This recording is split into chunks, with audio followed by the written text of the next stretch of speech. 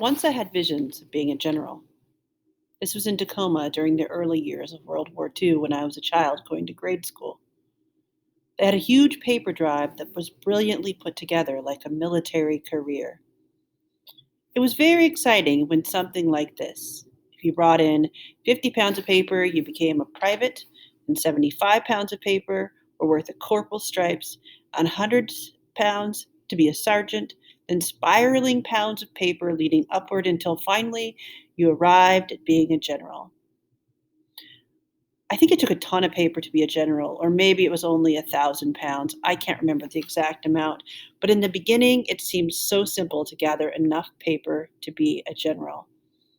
I started out by gathering all the loose paper that was lying innocently around the house. That added up to 3 or 4 pounds. I'll have to admit that I was a little disappointed. I don't know where I got the idea that the house was just filled with paper. I actually thought there was paper all over the place. It's an interesting surprise that paper can be deceptive. I didn't let it throw me though. I marshaled my energies and went out and started going door to door asking people if they had any newspapers or magazines lying around that could be donated to the paper drive so that we could win the war and destroy evil forever. An old woman listened patiently to my spiel and then gave me a copy of Life magazine that she had just finished reading. She closed the door while I was still standing there, dumbfounded at the magazine in my hands. The magazine was warm.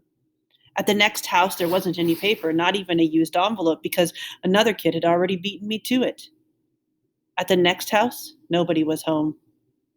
That's how it went for a week, door to door, house after house, block after block, until finally I got enough paper to become a private. I took my goddamn little private stripe home in the absolute bottom of my pocket. There were already some paper officers, lieutenants, and captains on the block. I didn't even bother to have the stripes sewed on my coat. I just threw it in a drawer and covered it up with some socks.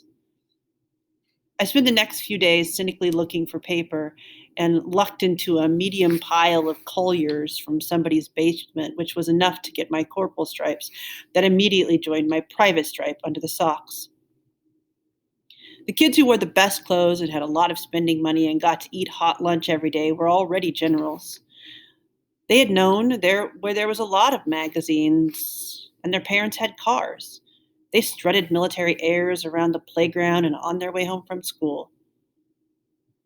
Shortly after that, like the next day, I brought a halt to my glorious military career and entered into the disenchanted paper shadows of America where failure is a bounce check or a bad report card or a letter ending a love affair and all the words that hurt people when you read them.